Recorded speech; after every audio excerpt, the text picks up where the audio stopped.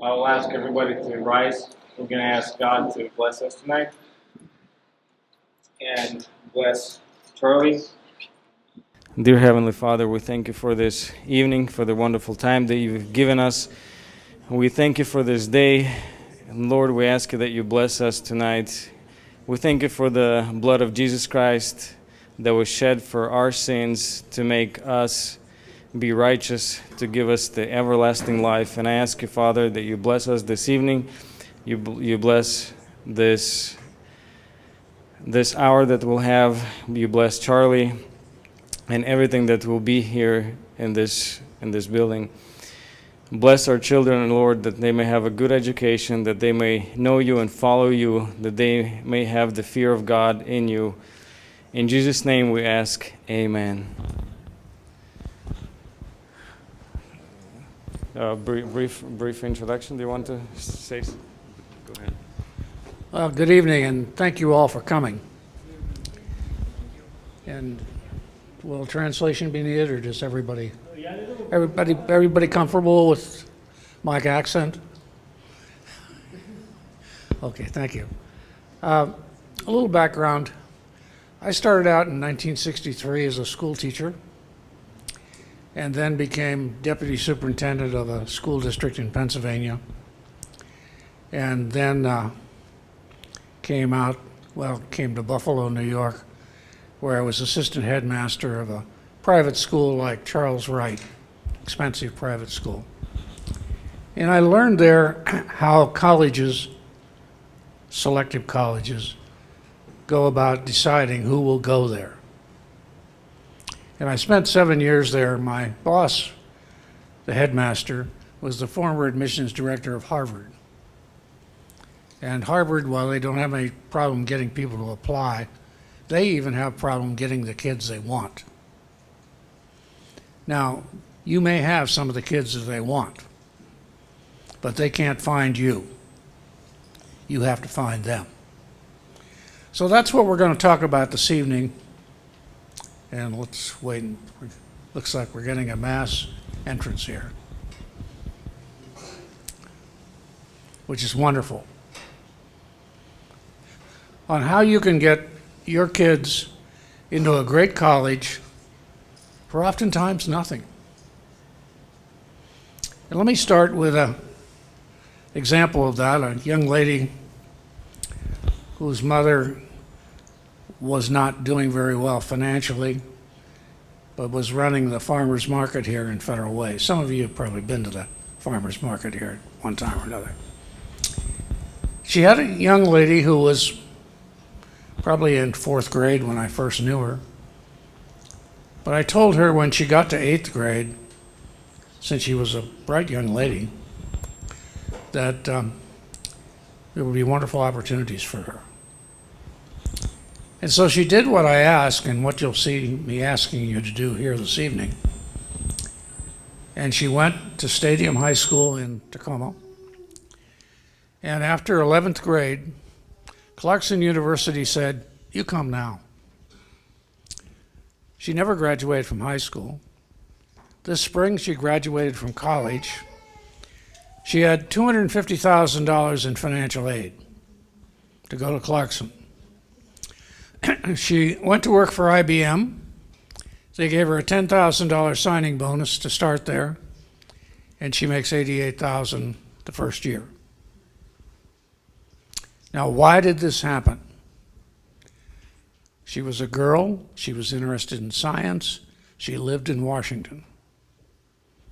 Now, you got the last one figured out already. You live in Washington. This is the most difficult state in the nation to recruit kids for college. We don't have a lot of kids that go to college, and there are a lot of colleges that are looking for geographic diversity. They want kids from all over the country. If they're involved with the Ford or Rockefeller Foundation, they have to prove that they recruit kids from everywhere in the country. Good luck in Washington. Good luck in Washington. So they get their checkbook out. $250,000 over 4 years, $62,000 a year. Most of us could probably make it the rest of the way. Had another young lady who went to Carleton, full ride, all expenses paid. Lived right here, went to Federal Way High School. So I'm going to show you what the problem is tonight for colleges and how you are part of the solution, or you can be part of the solution. Because this, again, is the most difficult state in the nation to recruit kids for college. And colleges that have to demonstrate that they have that ability will be very interested in talking to your children. $2.8 billion is what the Fed said in 2015 of money that was not claimed for scholarships. Now, the number is really about 3 times that size. That's simply the federal money, Pell Grants, okay? So if we look at that just for Washington, that's between 60 and 100 million. It's left on the table. Nobody took it, okay? We'll take it. That's why we're here, okay? So this is a great cartoon. I don't know whether you can all read it from where you are, but it starts out with, see, whoa, my ears popped, just popped. Is there a high pressure front coming? I don't feel anything. There isn't anything on the forecast, but here comes Mom. Don't you realize your college application is due in 2 years and you haven't even started the essay? That explains it. Yeah, my ears too. Yeah, okay.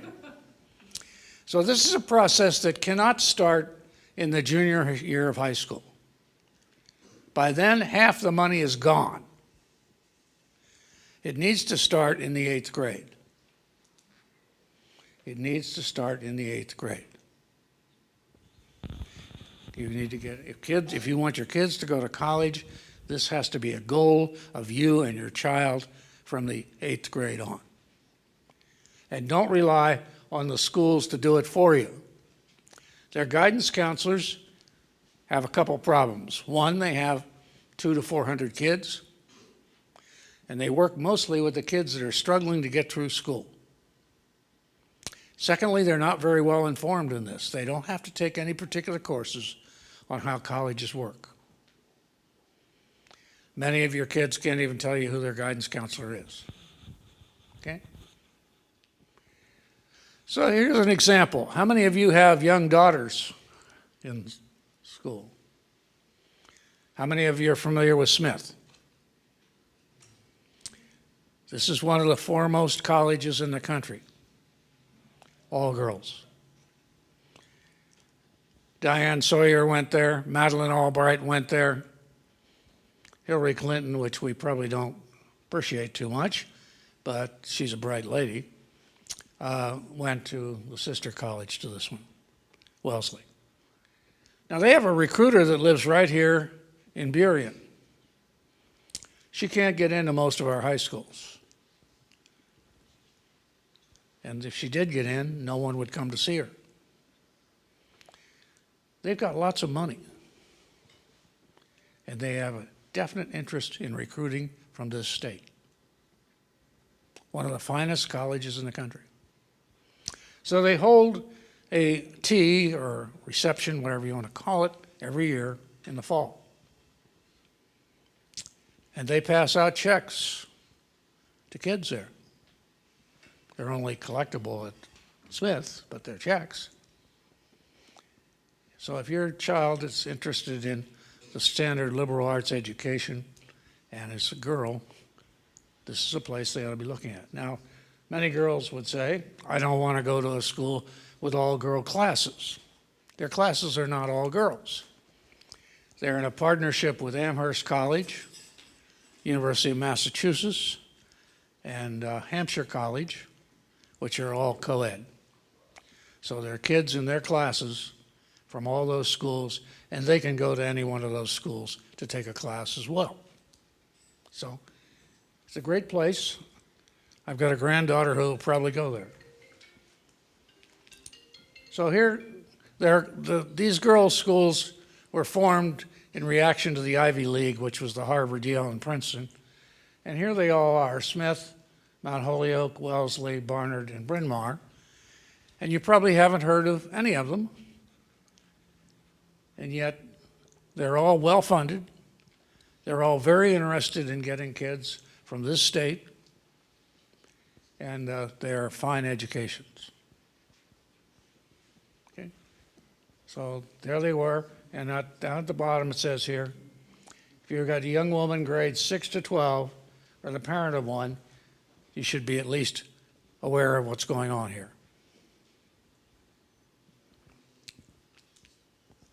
So currently, probably all of your kids are what we call stealth applicants. No college knows them. No college can help them if they don't know them. They don't have a van which goes down the street here.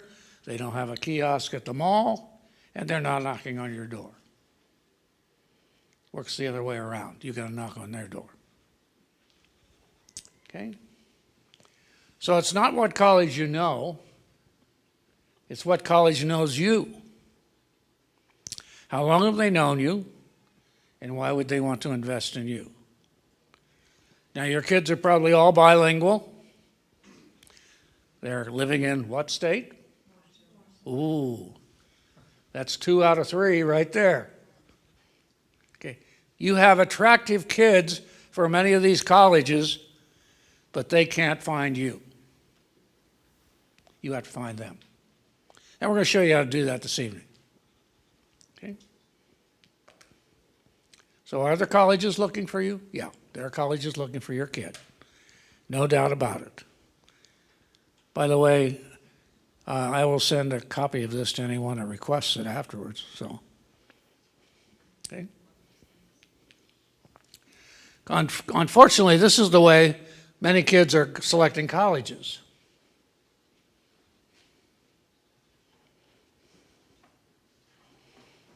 I want to be a leopard, an artichoke, a geoduck, a banana slug, a husky, whatever. Okay. My parents graduated from here. Okay. I don't know. Yeah, well. Okay. So I'll read this one for you. I need to start thinking about choosing a university. What do you want to major in? What's that got to do with it? Everything. I just need to know who has a good football team. No. The fact that you have a good or bad football team or don't even have a football team has little to do with the quality of your education. Many of the great colleges in this country don't have a football team. Anyone know what the most rigorous college is in this state? The most academic college in this state? No. Whitman.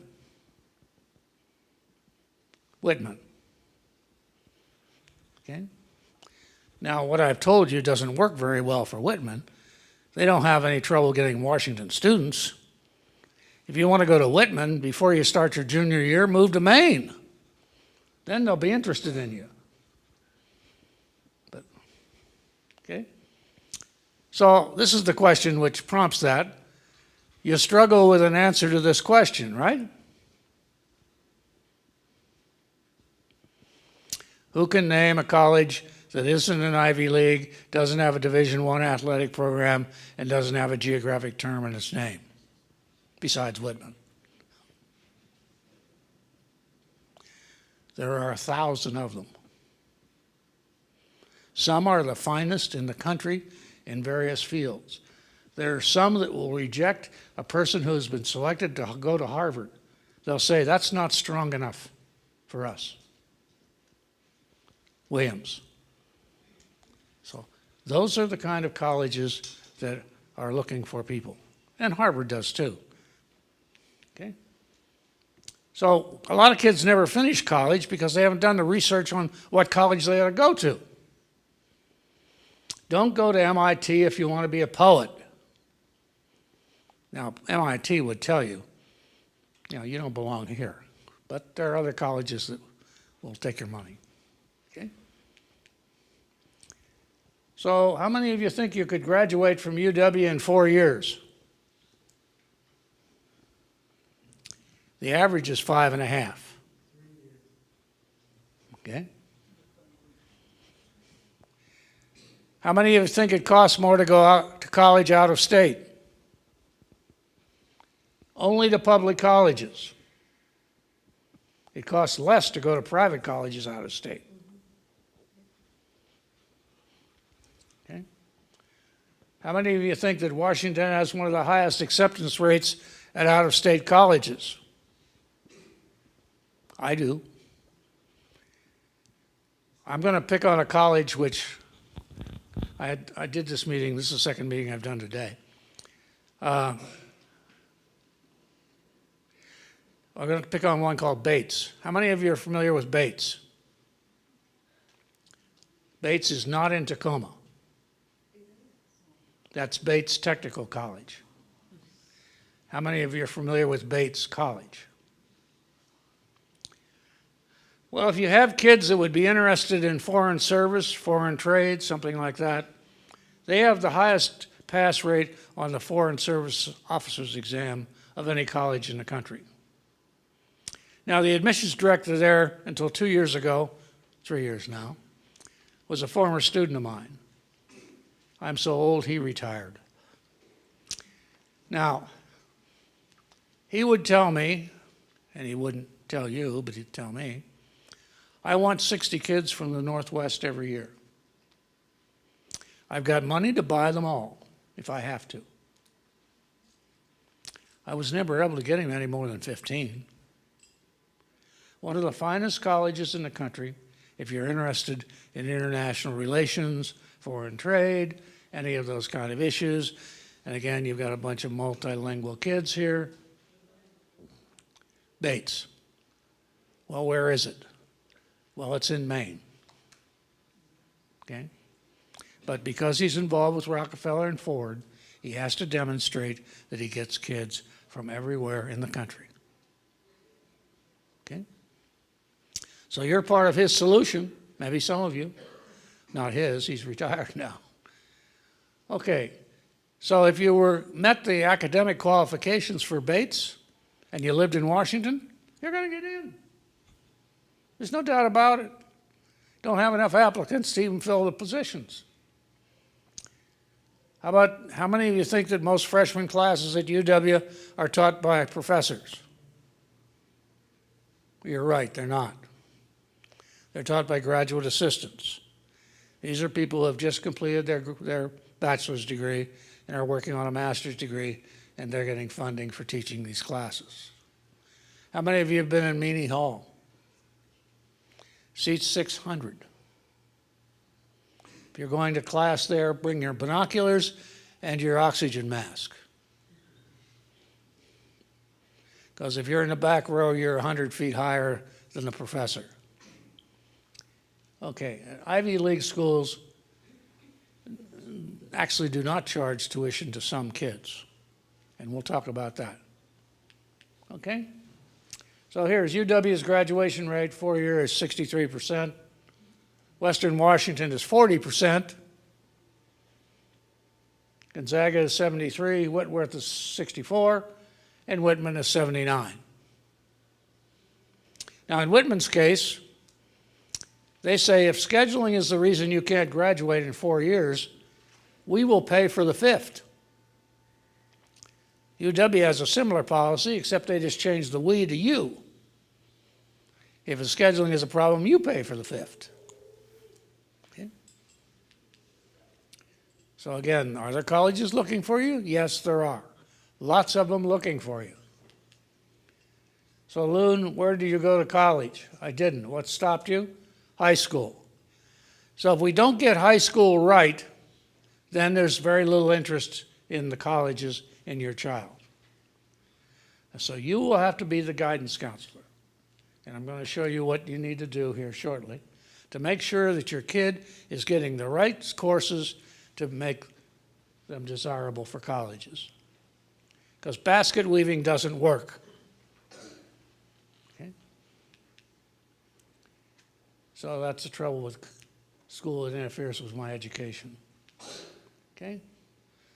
So this was addressed to parents who have 8th graders. But do you know that in 2 years or maybe less, persons you may or may not know, that's your choice, will be making decisions that have serious financial impacts upon you and dramatic impacts upon your child's future. You need to get to know these people now, 8th, 9th, or 10th grade. Sooner the better. Because approximately half of the significant financial aid at competitive colleges is awarded to kids that were in their database before 10th grade. You got to be known. Okay? The United States doesn't do very well in education. Some of you have got education elsewhere, and you know that our education is not particularly rigorous here. You probably know more in one grade than your kids of the same at the same grade level. I certainly know more than my kids did when I was in 10th grade versus my kids when they were in 10th grade. So we're 21st in the Western world in 15-year-olds without even counting the Asians. And Microsoft hires 99% of its students from out of the state of Washington. We don't have a good enough education system here. Is it in Washington State or? Washington State. So California has a better education system? I don't know about California, but I can tell you where they get most of their kids. New England. Where at? New England. New England. Or Middle Atlantic. Okay? So here's why. Here's Washington State.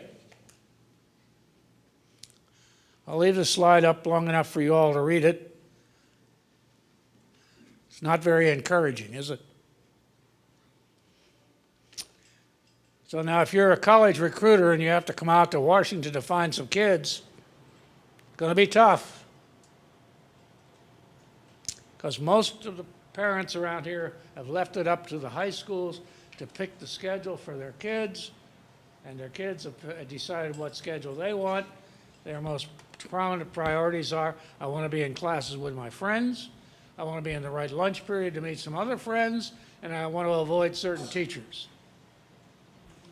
These are all career-altering decisions. We're going to go through some bad news here, and then we're going to get to the good news.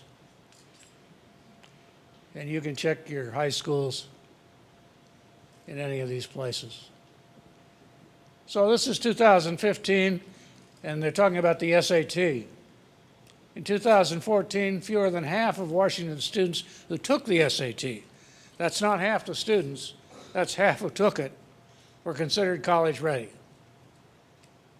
And among minorities, it was half that. So we don't do very well at this, and we're not willing to admit it and do anything about it. So here's the best states for college preparation. And as you can see, if we work at this, we can get up to Mississippi. We only have a few steps to go to get to Mississippi. We got a long ways to go to get to Vermont. Okay. So here are the local high schools, according to grade schools. Most of them are a 3 out of 10. Now, if you walk from Beamer down to Fife, that high school's a 7.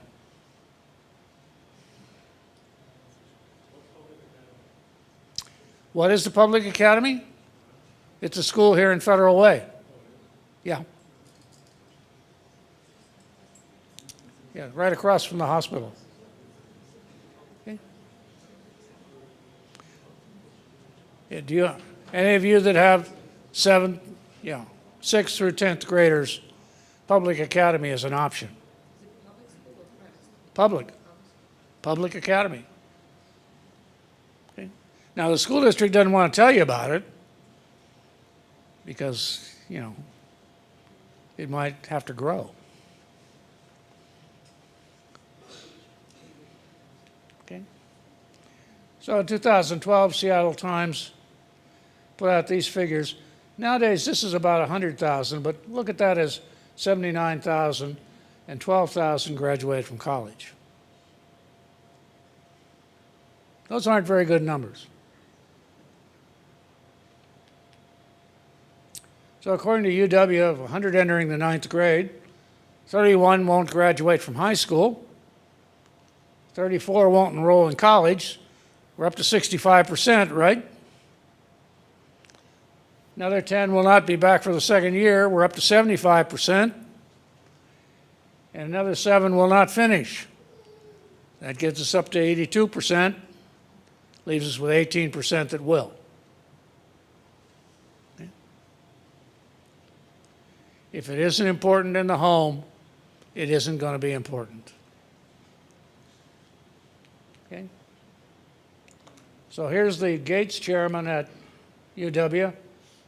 Compared to the 10 states which have technology economies, we have the leakiest pipeline. And then he gets a little more vernacular.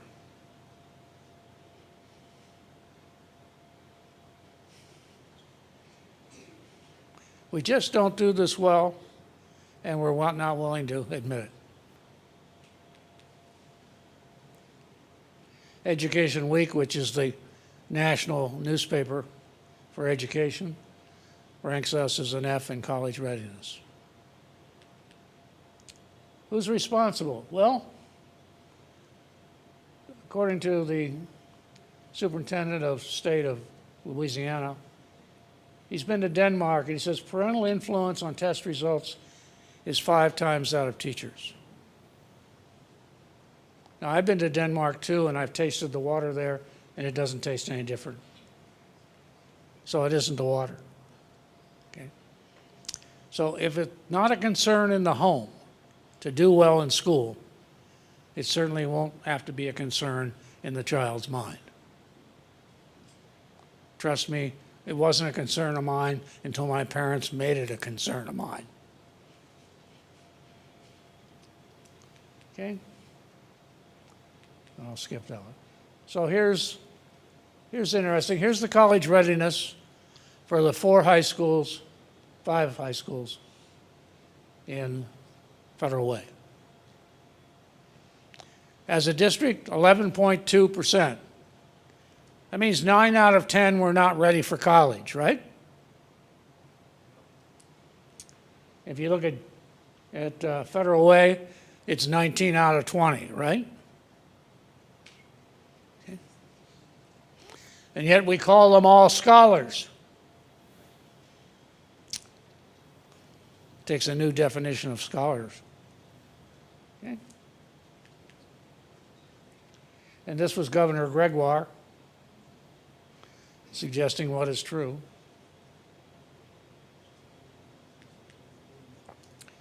There are more students attending Seattle University from out of state than from Washington. And they have better academic qualifications. I'll skip that slide and this one. We've kind of...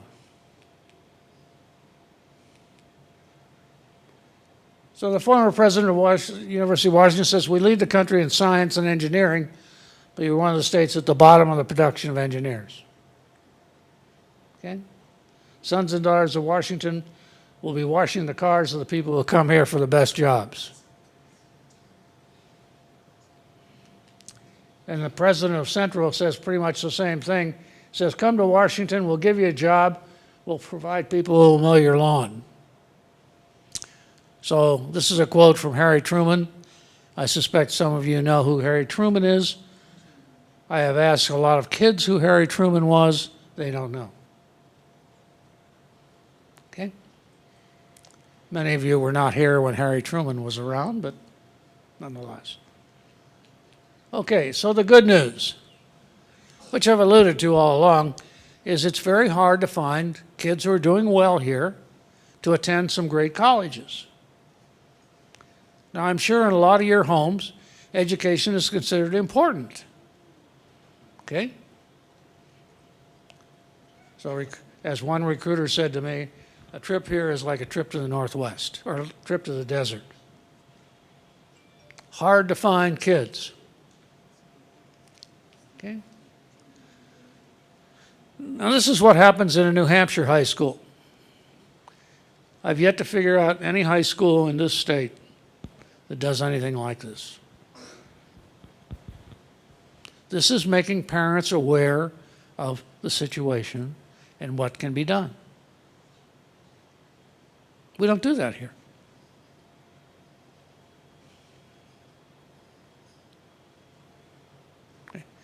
You're getting it tonight, but it doesn't happen in a high school.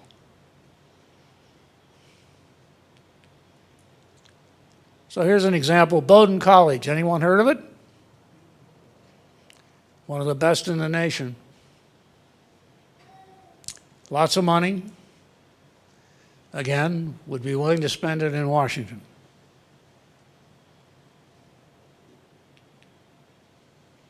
Now, you will look at advertisements or whatever information about private colleges, and they'll say the tuition is $60,000 a year. You say, I don't have any $60,000 I can give up for that. Nobody pays it. Talking to one of the college principals or presidents a couple of years ago, he said, 97% of the kids attending here are on reduced tuition. I get full tuition from 3%. And we'll show you in a moment how drastic that can be. But as it suggests here, the discount of 45% is not uncommon. Okay? Well, it's even less common to do something else. So 1 of every 8 kids is attending a private college in this country that's going to college. That's about 12%, and they're getting 70% of the money. That's where the money is. It's not at UW. It's not at Western. It's not at Central.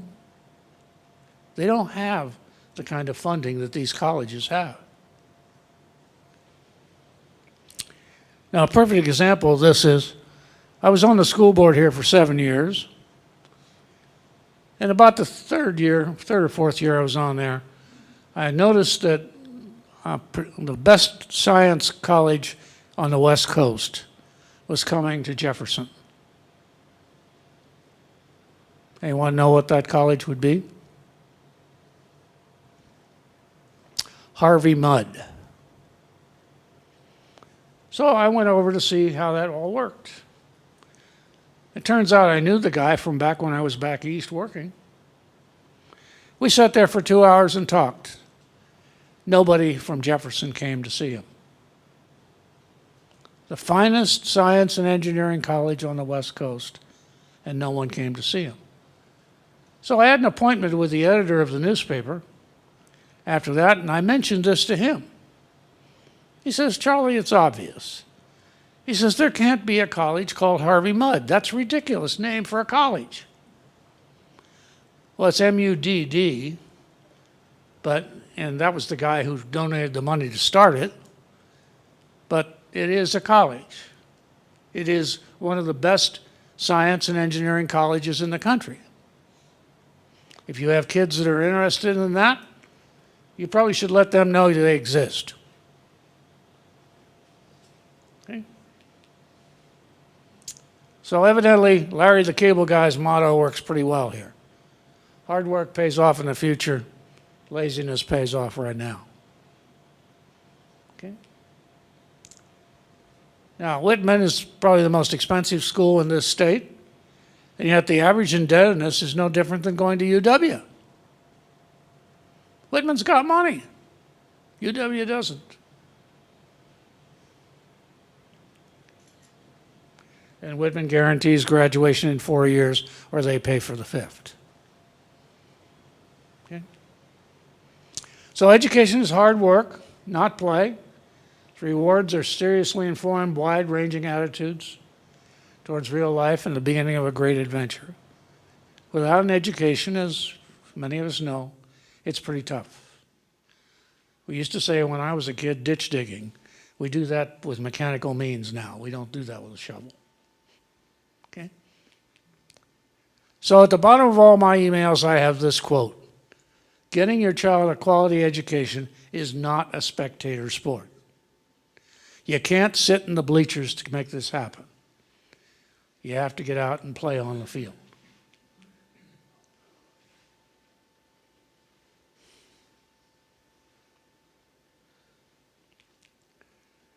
One in three pay full fare, and they're all going to public colleges for the most part. Okay? So let's give you a couple examples. Now, this is from 2012, so it's a little dated, but we'll get another example in a moment. But in 2012, to go to Princeton was $47,000 a year. Now, 4 times that is $188,000. And I suspect most of us don't have that kind of money to dole out for a kid to go to college. But the average indebtedness, they had them borrow money, was $10,000. So they went to Princeton for $2,500 a year. You can't go to Green River for $2,500 a year, but you could go to Princeton. Okay? Now, if we go to 2015, Yale is now $61,000, and the indebtedness is $16,000. So you're going to Yale for $4,000 a year. Again, you can't go to Green River for $4,000 a year. So these are not any more expensive, even though they have list prices. It's a little like buying a new car. Who pays list price? Okay? So if you make less than $140,000 a year and you want to go to Harvard, if your parents make less than $140,000, it'd be $14,000 to go. If you make less than $130,000, and you'll be willing to go to Rice, which is a very good university, there's no charge. How many of you have heard of Rice? Okay. Outstanding university in Texas. Okay. So Tiger Mom wrote a book on how to raise children. I suspect many of you are probably following many of these precepts, although I would gather that you may have overlooked the last two, which I think she's wrong about. If you have a child that plays a viola or a double reed, we got a free pass for college. Anybody play double reeds? Good time to start. Okay? So what kids don't understand is that adults make all these decisions. Their friends cannot get them into college. Their adults, largely parents, are going to have to do the work because the schools can't or don't or won't, because there's some hard decisions here, like you have to take a foreign language. You're not going to get in any great college without a foreign language. So forget the idea of taking basket weaving and get back into French, probably, or German, something like that. Okay? And because adults either give you or don't give you the right to go to colleges.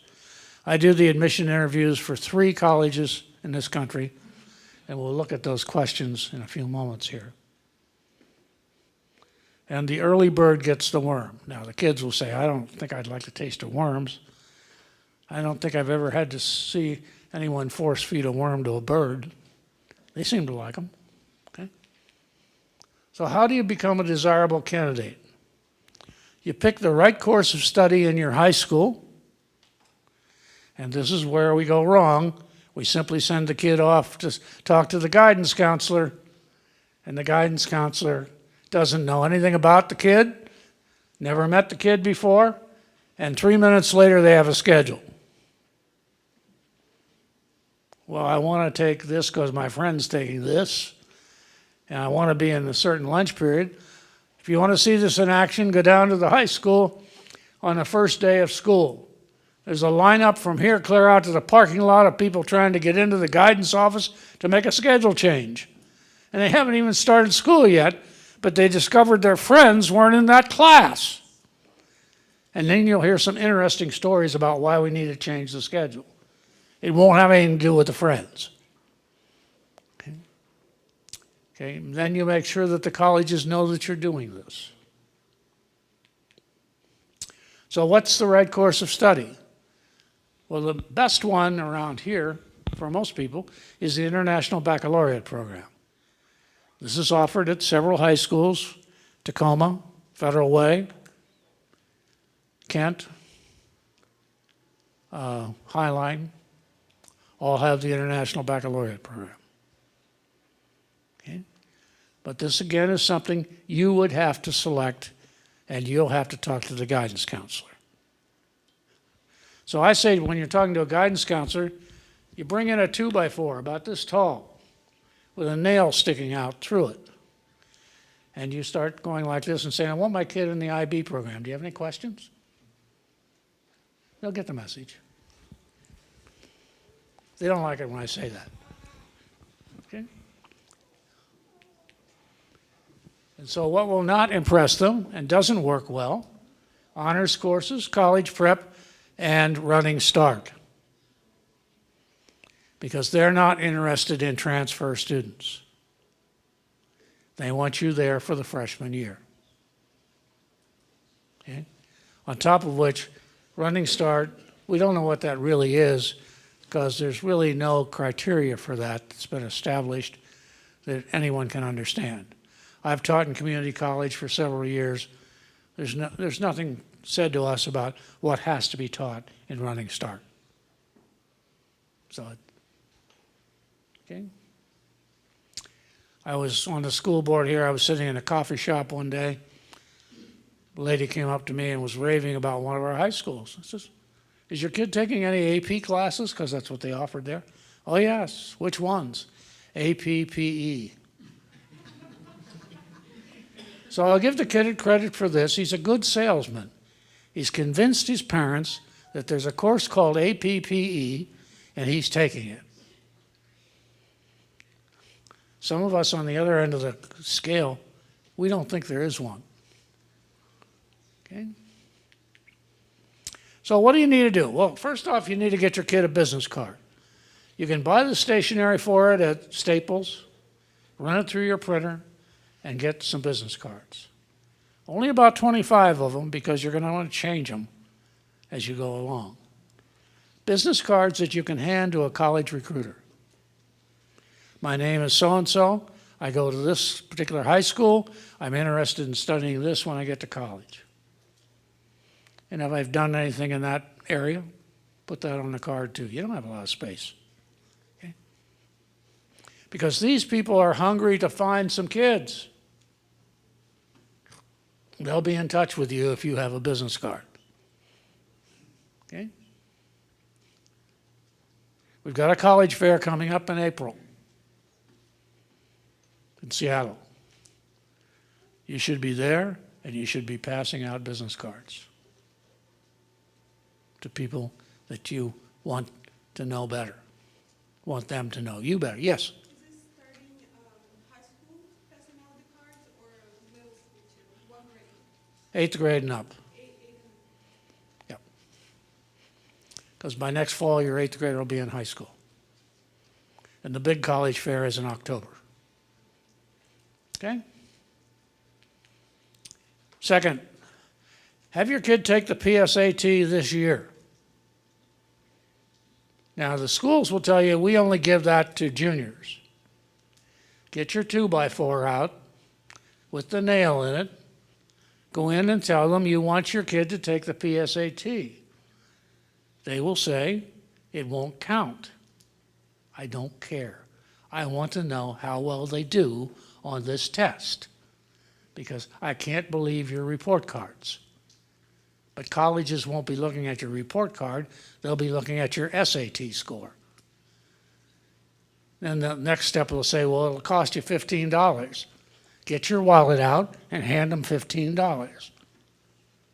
Now, it's only given once in October, So you need to do, if you're not, well, best way to do it is just say this. You need to do this before school ends this year. Because if you don't, the next step for them is, well, we didn't order enough exams for your kid. We didn't know you want them to take it. Make that clear now. If they're 8th graders, if they're 7th graders, 10th graders, whatever. Now, in Federal Way, we give it in the 9th grade. But elsewhere, who knows? Okay? 2x4 is dangerous. What? It's pretty dangerous to take 2x4. You might get handicapped.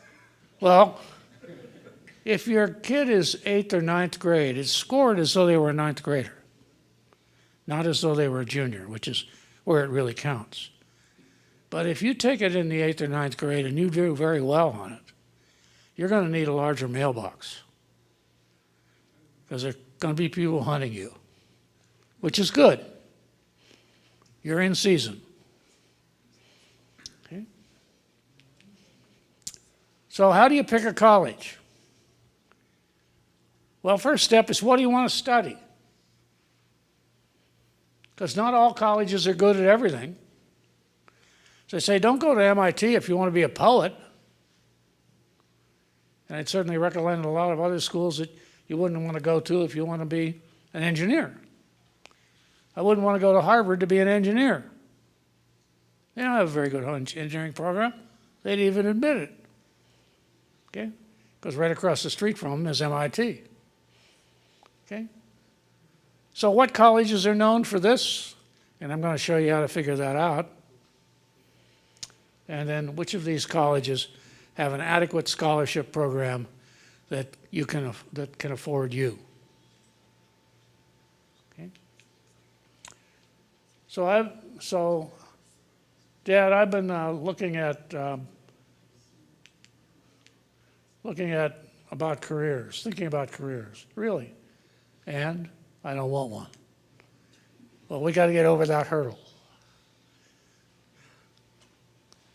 So if you have kids that don't know, I recommend that you get involved with the Cooter program. Get on the web, go to Cooter, and take the Navigator test. Now, why do I suggest this? I'm going to sit down for a little bit. When I was in 8th grade, which would have been about 1952, probably aren't a lot of people here that remember 1952. We were all required to take it. And in those days, you took it with a needle. You punched holes in paper. Because the answer sheet was like 10 pages thick. And where those holes showed up on each page determined how you was scored. You've probably never seen one of those, but that's the way it was done. And it came out and recommended 3 things that you would possibly do in your career. So 13 years ago, I went to my 50th high school reunion, and we pulled out the results of the Cooter exam. Now, there were about 60% of us there. Several had passed on, and several never come. And it was over 50% correct, at least on one of those 3. For me, it was 2 of the 3. So it identifies pretty well what your skills and interests are. Now, it's done on a computer now, and it's much more, it'll then point to a series of colleges. If you have strengths in these particular fields, you should be looking at these particular colleges. Didn't do that then, but it does now. Okay? So the next step is to identify 20 colleges in Petersons. Now, I don't think most of you brought your Petersons with you, but here's a catalog of colleges. I have some here. If any of you want one after it's over, you can buy one from me or you can buy one from 'Amazon, same price. Because I just buy them from Amazon and pass them on. I'm not in the business of making money at it. Identified 20 colleges that are highly or most highly or very competitive, offer a major that you might be interested in, have a yield of less than 50% from their admissions process, have an evidence of geographic diversity, and have evidence of ability to afford you. Now, I guarantee you that you're going to come up with a list of names or some names that you've never heard of, based on the questions I've asked here tonight. Okay, that's fine. So if we were to look in Barron's, which is what preceded this publication, it sorts all the colleges out by majors. So this is a page of majors in psychology. And that's just part of the page. And there'll be several more pages like that. And we're going to look at one down here called Carleton. Any of you heard of Carleton? Well, they have a trustee who lives right here in Federal Way. If he thinks you ought to be at Carleton, money won't be the reason you're not there. He'll see that you'll have the money. Okay? Now, you can't read it from where you are, but it says it's in Minnesota, and it's most competitive, and it cost in those days, I think it was $50,000, wasn't it? $50,000. Yeah, $50,000. Okay? You say, well, I haven't got $50,000 either. Okay? Okay. So then we'll take a look at a list of the most competitive colleges. Of course, it's on that list, along with Bates and Bowdoin and Kenyon, which we've seen mention of here. So then we go back in the book to Minnesota, and here is a description of the college. And we're going to take a close look at these four sections, and they're going to tell us a lot. So we're going to start here. Student-faculty ratio, 9-to-1. How's that sound? A little better than your high school? Yeah, 9 students per faculty member. Okay? 79% of the graduates from out of state. There's a big clue on they're involved with Rockefeller and Ford. Because clearly they're not doing their recruiting in Minnesota. And then the next sentence, which always makes me uncomfortable, is students are from 50 states, 42 foreign countries, and Canada. I'm wondering what Canadians could be like.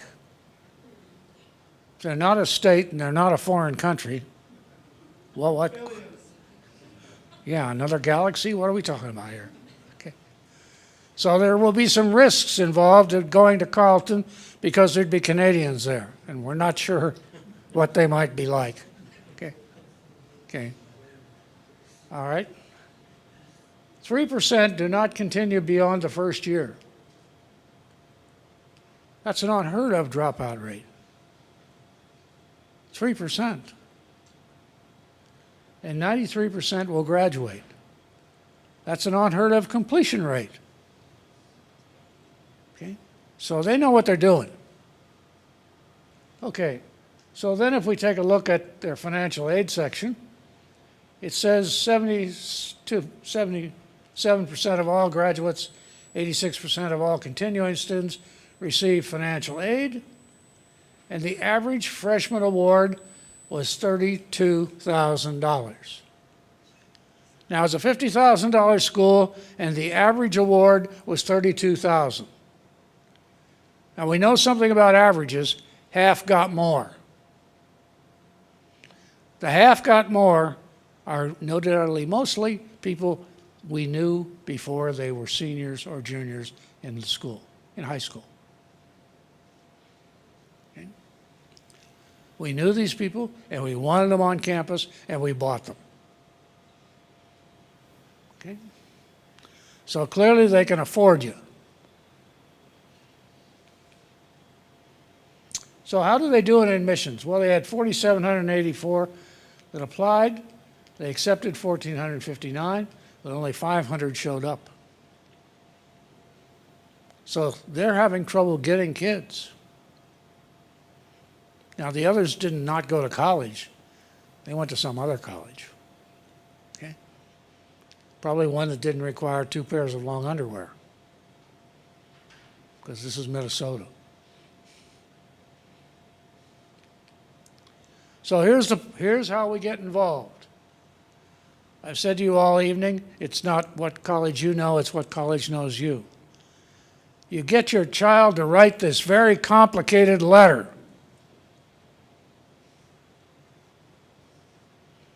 No emails, no Twitter, no text message, letter. Right around the corner here, we have something called the post office. You can buy those little things that you stick in the corner. Put one on it, send it. So the question is, who do you send it to? Well, if we went back here, at the bottom here, it would tell you who to send it to. Going the wrong way here. This is the important first step. And this needs to happen right now so that people would know you exist before the April college fair. Because some of these people will be here for the college fair. They'll want to talk to you. That's when we get the business card out. Okay? So write 20 of these letters. Your kids have all got a computer. They've all got a word processing system. They can do this. Okay? You're going to get back about 18 of those brochures. You're going to look at some of them and say, I don't know why I wrote these people. This doesn't look like anything I'd want to do. These look okay, and these look very interesting. Now here comes one of the most important letters your child is going to write in their life. What are they going to write to respond to that brochure? This puts you on the to-do list for the college recruiter. This person has written, has looked at our brochure, and has still got interest. We need to talk to them. Okay, here's your opportunity. Because either this spring or next fall, they're going to be here. Maybe both.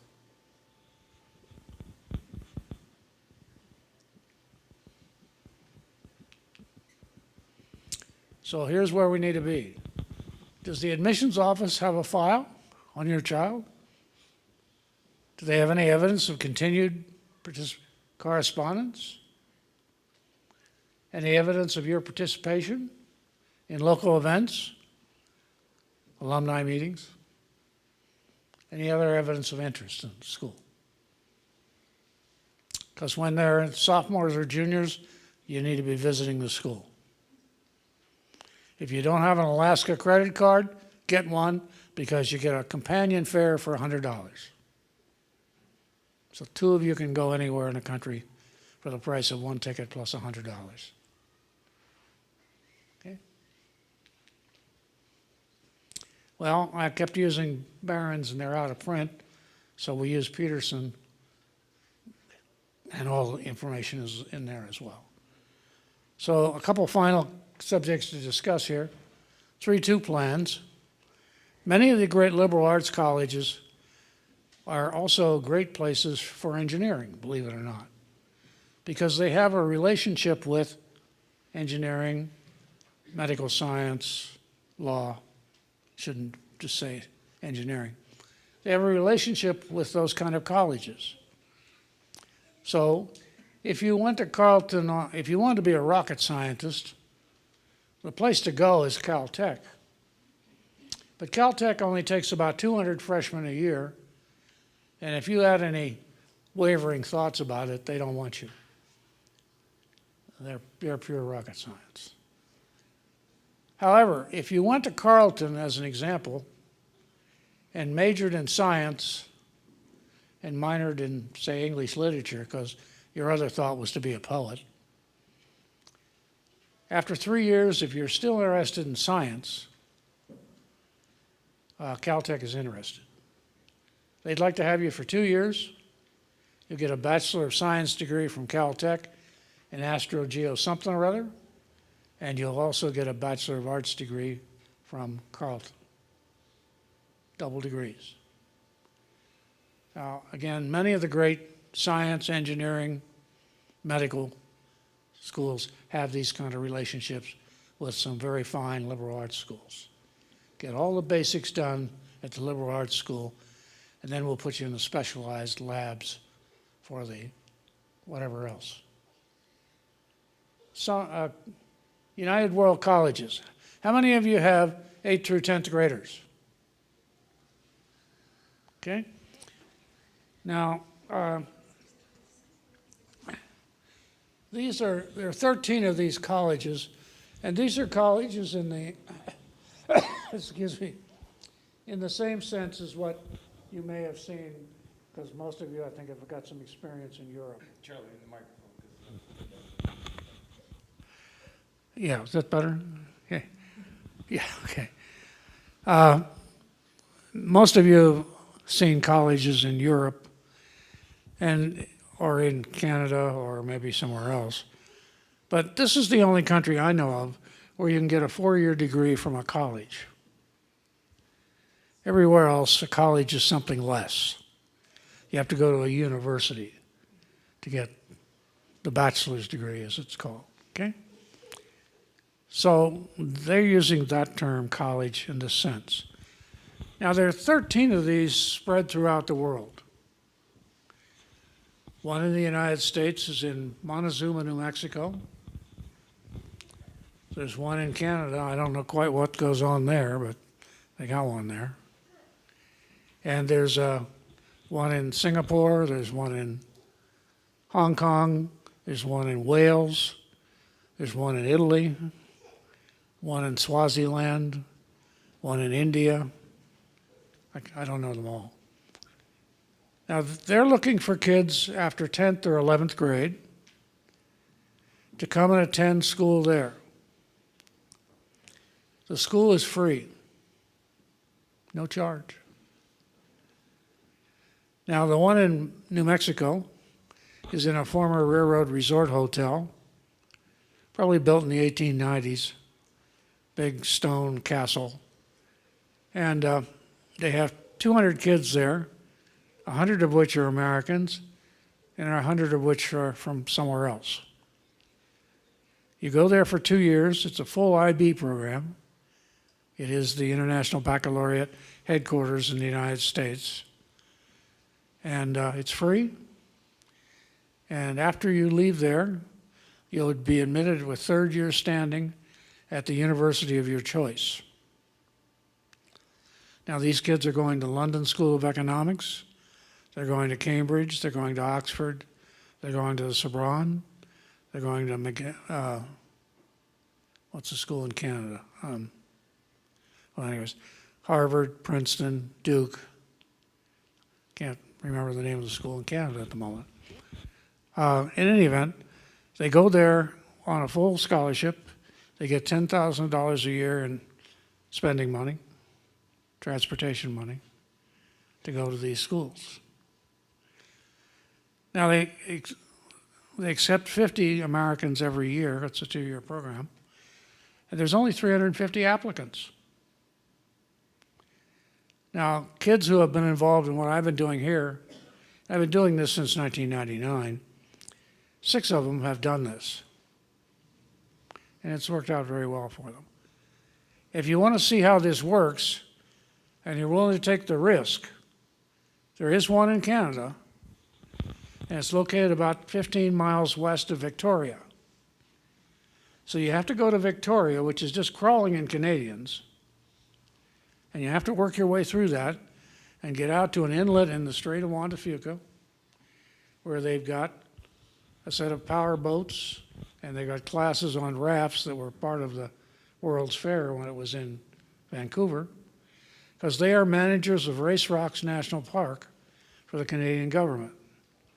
So those kids all speak seabird or seal, one of the two, besides being able to manage that and do that. They have the same situation, and they take 25 Americans every year there. So these are some wonderful opportunities, if that makes sense. If you've got a kid that's mature enough that you think could leave your house overnight, several overnights, for a free college and a free university in their terms. Now, Clarkson, which is Clarkson University, a great science and engineering institution, has a very similar program, which is the girl I mentioned that went to Stadium was involved in that. They will take kids after 10th grade, and they will put them in college.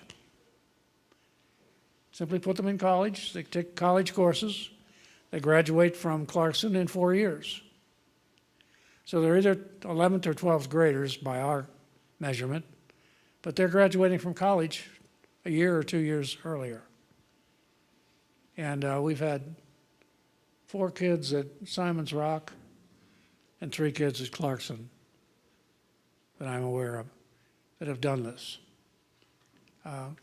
These are wonderful programs. Clarkson and Simon's Rock both have lots of money. Simon's Rock is part of Bard College. Now, most of these colleges run summer programs for high school students. These are an excellent opportunity to take a kid and say, I want to be a doctor or whatever it is. Fine, we're going to put you in some medical classes. And some kids will come out and say, yeah, I still want to be a doctor. Some will come out and say, no, that's not for me. Well, that's fine, either way, because now we need to look somewhere else if that isn't working. And many of these colleges have these programs. We have a list of them coming up here. Alumni groups. Every one of these colleges we've talked about here has an alumni group that meets here in Western Washington. The alumni chairman, chairwoman, whatever it will be, has 3 functions in life. One is to hold a meeting at least once a year where all the graduates can come and chuckle about a great time they had there. Second is to take the gray hairs in the group and show them where in the wills to put the name of the college. And the third is to find some kids to go there. And they have the same problem that I do. They can't find kids. Some of them have checkbooks, some of them just have a powerful pen. Because if you get a recommendation from a college, from an alumni chairman, you're probably getting in. Or they'll be looking for a new alumni chairman. Okay? College fairs, twice a year here. This is when recruiters come here, come to the desert, looking for flowers. You've got flowers in here, I'm sure. March to Success is a free tutoring service for the SAT. If your child has a Facebook page, they should have it reviewed by their grandmother weekly. If they don't have one, now is a good time to continue. Because before these people write any checks, they're going to be looking to see what they can find out about you. There are a series of SAT subject tests. This is not the SAT. This is a test in chemistry or a test in English literature, test in French. Many of these colleges require these, and the guidance departments are clueless. You obviously should take this test after you complete the high school course, not necessarily when you're a senior. Okay. The ASVAB is the Armed Services Vocational Aptitude Battery, which is a far more comprehensive test than the SAT. For any of you kids that are going to be looking at engineering or science, this is a test which carries a lot of weight at those kind of colleges. I have heard of situations where kids got nearly perfect scores on this and got a free ride without any further questions being asked. Having tutored some kids on this test, it's tougher than the SAT. And it's much more comprehensive. A lot of science, a lot of engineering in that test that isn't in the SAT or the ACT. Okay? Trade journals. Kids now are reading these. So if you want to be an engineer, want to be a civil engineer, there's a free trade journal. Should be reading it. Getting to know something about what you're thinking about. Here are some free colleges. Anyone interested in naval architecture? Webb Institute only has one course, and that's web architecture, and they're free. Cooper Union is big in engineering and in theatrical production, not acting, theatrical production, stage work. It's free. Center is just a liberal arts academy or school.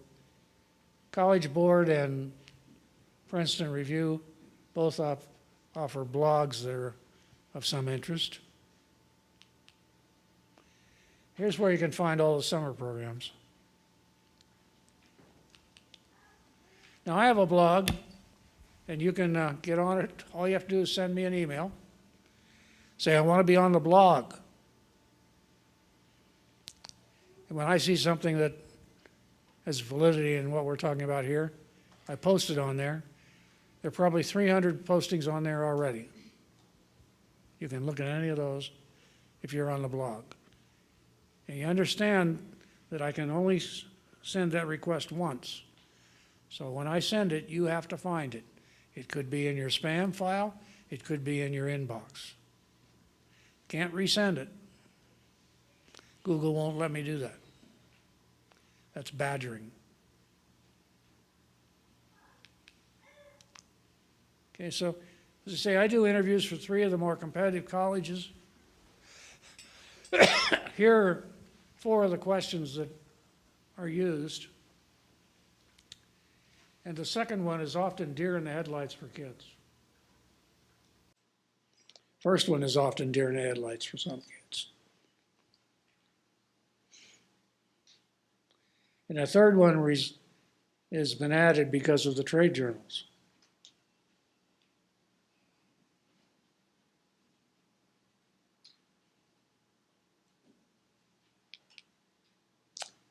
So these graphs you won't be able to read, but in 2005, the most important thing in the decision-making process was scores on AP or IB exams.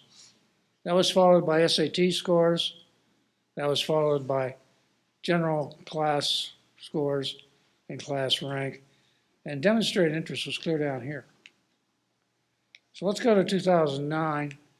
Demonstrated interest is here. So it's moved all the way from here up to there.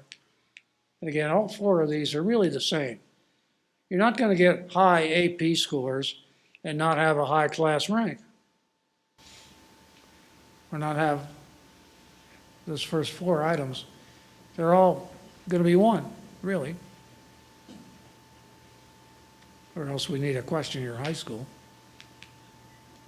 And now it's up to 50%. So this was Gregoire. Current system is a failing system, no hidden secrets. We just stopped denying it, but we still are.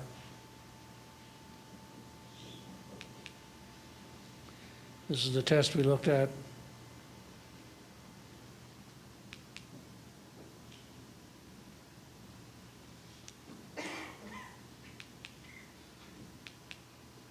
So there's your checklist for what needs to be done. I'm open for questions. Does that work only for students from 8th through 10th grade or anything after? Well, the further you go, the more decisions have already been made. So if you're an 11th grader, half the money's already gone. What if you already get a bachelor's or already have a college degree? Some colleges work on pretty much the same basis. You're looking for graduate programs. Yeah. Yeah. Other questions?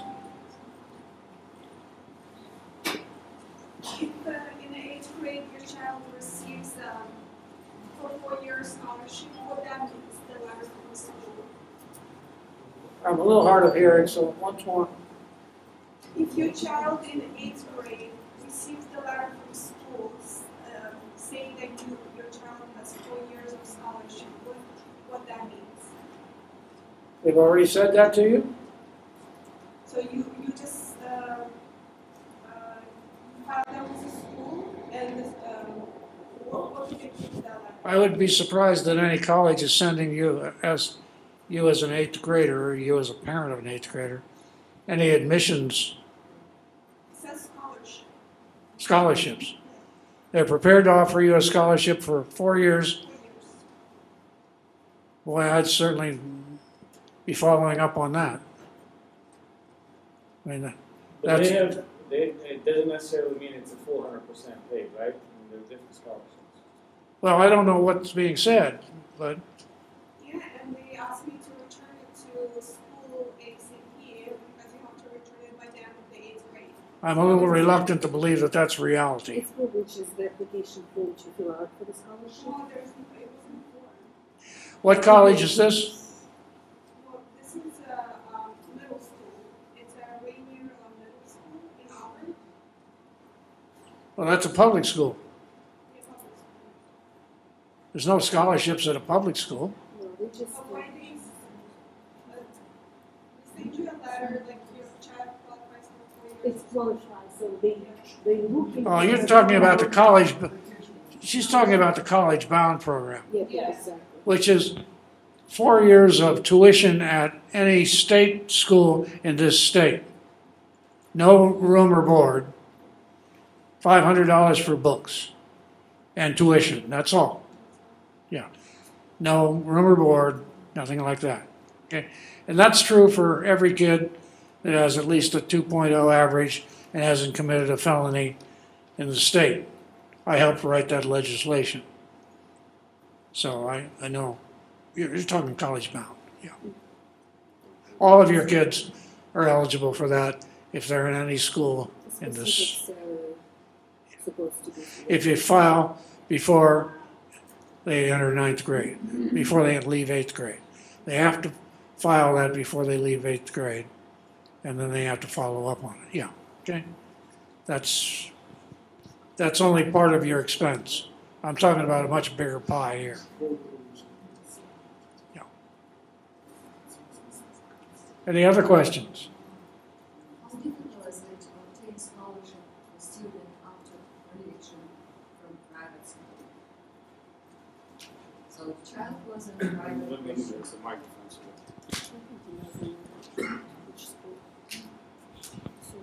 You know, as a Christian, we worry about our children, so we place our children in private Christian school and put all our efforts to pay for it. So how difficult it will be to obtain scholarship for students who graduate after private school? No difficulty at all? No? No, this is all based on your academic skills. And for instance, my daughter went to Bellarmine, private school, private Christian school. Okay? Fine, no problem. Obviously, the Catholic schools are best known as the private schools, but there are a lot of other private schools around and whatnot. The problem with many of the private schools is they don't understand what we just talked about here. And the parents don't either. And so this doesn't work out too well for them. Yeah, I know I've talked to a couple of kids here that are going to some private schools in Tacoma. And again, it's a matter of you getting in front of these people and explaining what your kid's doing, some evidence that they're successful at it. And that's what they're interested in. They don't care that they went to a private school. They don't care if they went to homeschool. As I say to people going to homeschool, you better be taking the PSAT. You better be taking the ASVAB or something like that. Something that we can relate to, that we understand. Don't tell us that your kid was an honor student in homeschool. But if they're taking homeschool, then but they can go to the regional school here to take those tests, right? Yes. If you want to take the PSAT, all you have to do is go to your local school that your kid would normally go to. Say, again, get your 2x4 out. Say, I want my kid to take the PSAT. Now, if you have a problem with that and they don't want to do it, come to me and I'll get you into the public academy and they'll take care of you. One way or the other. Public academy gives it on a Saturday, the rest of them all give it during the week. But that's, public academy thinks they ought to have school during the week instead of take tests during the week. It's a novel idea. Other questions? I got a question. So all these colleges you named, they're like out of state, most of them. What's the chances of having their kid get a scholarship here in Western Washington? Is Much it less. less? Much less. Why is that? Well, remember, what I've predicated this on is that people have to get geographic diversity. So, for instance, Pacific Lutheran or University of Puget Sound, do they have any problem getting Washington students? No. All of them they can get. You want to go to one of those schools, move to Maine before you start your junior year. They'll be really interested in you then. But colleges are not going to spend a lot of money on kids that are local. Because in order to establish geographic diversity, they will have to demonstrate that they're getting kids from elsewhere. And if they want Rockefeller or Ford Foundation money, they're going to have to establish diversity.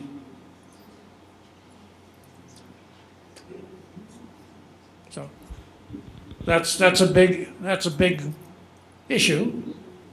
But you know, Washington State is 2% of the population of this country. If you look at the number of colleges, we have 18 four-year colleges in the state of Washington. Now, Worcester, Mass., which is the same size as Tacoma, has 13. So is there anything we as parents or our kids can do to increase the chances of having our kids go to the colleges here in the state? I'm not aware of what you could do. No. I suggest you buy them a suitcase. If you look at specialty colleges, colleges which are well known for some particular specialty, MIT, something like that, there are none in this state. None. There are 2 in Oregon, maybe 3. 2 for sure. One of them's as far away as Denver from here. It's in Klamath Falls. The nursing school of Linfield is in Portland. And the optometry school is in Cottage Grove. Those are, the engineering school is in Klamath Falls, nursing school in Portland, and an optometry school in Cottage Grove, I think it is, or Forest Grove, I can never, one of the groves. It's just west of Portland. But to get, if you're hung up that your kid absolutely has to go in this state, then your opportunities are considerably reduced. Just to understand our community, we are afraid to let our children go on their own. Just trying to preserve and save them as much as we can to be a Christian, to stay a Christian, because the environment around that's what it was. It's impossible seems to let them go somewhere else. Well, that's not true for everyone, and that's the issue which is faced on both sides here. Because you may have a kid that very much would like to be a whatever, and the only schools that are good at whatever are definitely not going to be here. Well, we talk about the quality of education, and then usually there's a discussion about University of Washington. University of Washington has some outstanding graduate programs, medical, a couple other areas. Their undergraduate programs are not. Most of the graduate students at UW didn't go to UW as undergraduates. You know, they've come here, they got out of whatever state they were in, and came here because of their interest in whatever program that was. But the undergraduate program at UW is performed because the legislature insists on it. How else can you put 600 kids in a classroom and call that a course? You know, and charge as much money for that as they do. You know, if the public schools here got that kind of money per student, they'd be quite different. Maybe not better, but they'd be quite different. So that is a hurdle, I understand, and not every kid can leave home. Sooner or later, they're going to have to, and you know, for some, that's not when they're 17 or 18. For some, it's when they're 15. You know, they're full scale here. But you need to think about that, and if that's the number one criteria, then I would suggest you follow what I'm doing here, because again, they don't give money to people they don't know. But you're in a horse race with a lot of horses, as opposed to going to baits, the baits I talked about, where you're in a horse race where you're going to be one of four and we're going to pick five.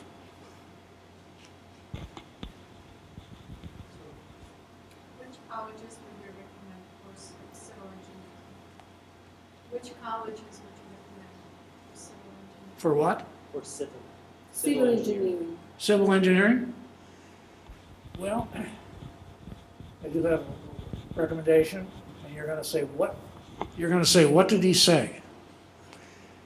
If you get on an airplane in Chicago, headed for Seattle, and you start looking around at what I'll call the youth, obviously college, senior kind of youth, and I say, where are you going? I'm going to Boeing or I'm going to Microsoft for an interview. And I will say to them, yes, and you're from Rensselaer. And they'll say, how did you know? Because that's the only school in the country that both Boeing and Microsoft have a full-time recruiter at. And I don't think there's anyone in here that's ever heard of them. Rensselaer.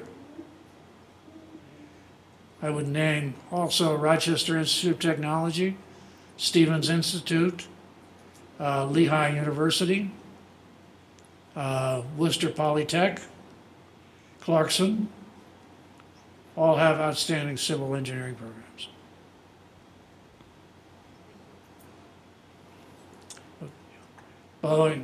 Boeing recruits everyone they can get from Rensselaer, everyone that's willing to come. They were founded in 1742. They've been around a while. The scholarship that you're talking about, does that include tuition only, or does it also include housing, transportation, food, and everything else? Room, board, and tuition. Everything for board. Yeah, some of them even cover transportation. The young lady that went to Clarkson from Tacoma, she got $15,000 a year for pizza. I had a girl who went to Rensselaer, got the same deal.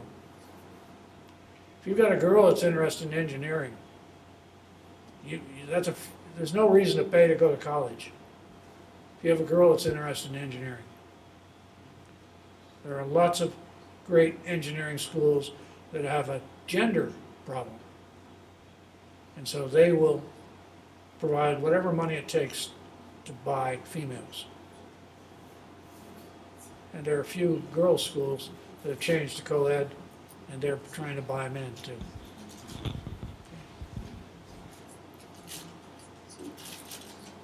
There's one more question. How about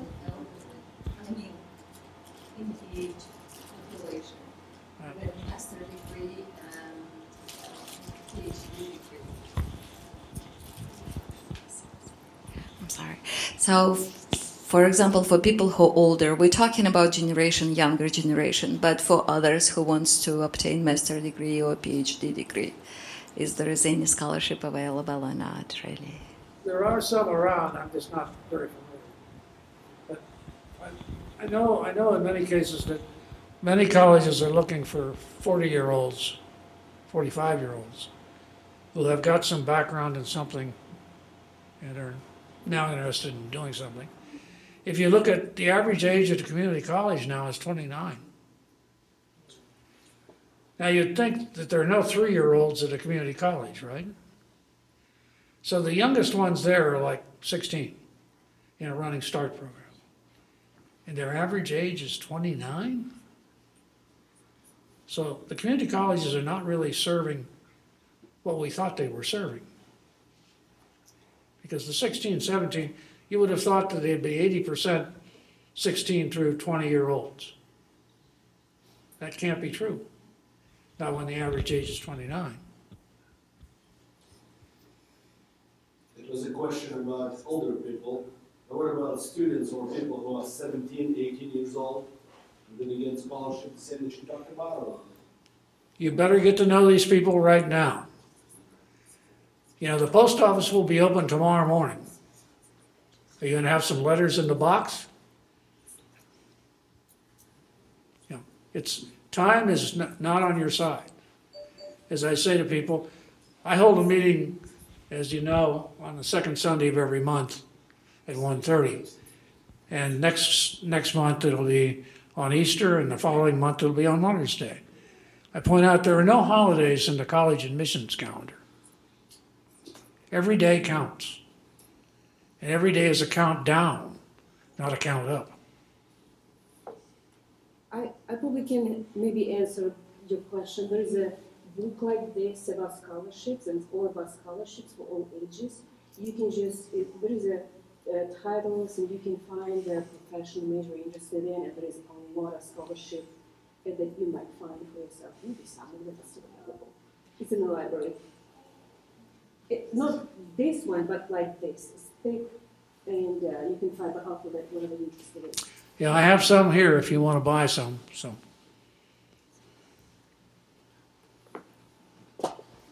Any more questions? No?